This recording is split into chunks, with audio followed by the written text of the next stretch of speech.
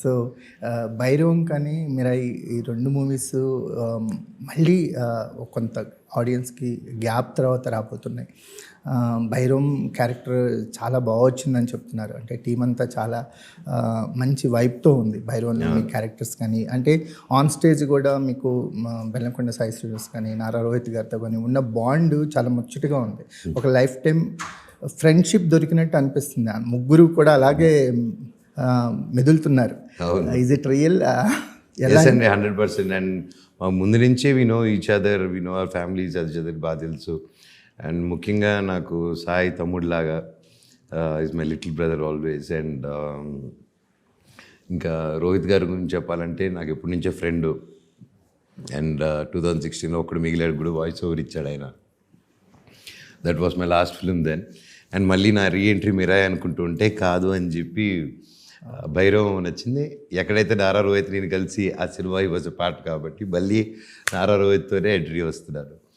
And డెఫినెట్గా ఇంతకుముందు మేము ఫ్రెండ్స్ అప్పటికి మాకు ఒకరివరు తెలుసు బాగా క్లోజ్ అప్పటికి. ఈ 'బైరోం' cinema got us even more closer with the amount of time we spent and things we shared. It got us really close. మీ ముగ్గురికి ఒక కామన్ హ్యాబిట్ ఉందండి. అంటే బయటికి ఎక్కడ ఎక్స్పోజ్ అవ్వరు. అంటే నారారోహిత్ గారిని ఆల్మోస్ట్ ఇంట్రోవర్ట్ అంటారు మీడియా వాళ్ళు. సో బెల్లంకొండ సాయి శ్రీనివాస్ కూడా అంటే ప్రమోషన్స్ అప్పుడు అలా కనిపిస్తుంటారు కానీ ఎక్కడ కనపడరు.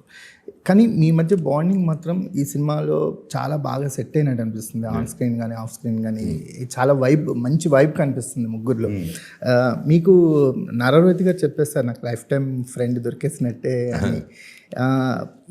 ఈ టైంలో ఒక డిఫికల్ట్ సిచ్యువేషన్ అవ్వచ్చు మనకి, మన సినిమా న్యూస్లో కాకుండా వేరే అదర్ న్యూస్లో కూడా చాలా విషయాలలో కనిపిస్తూ ఉన్నారు.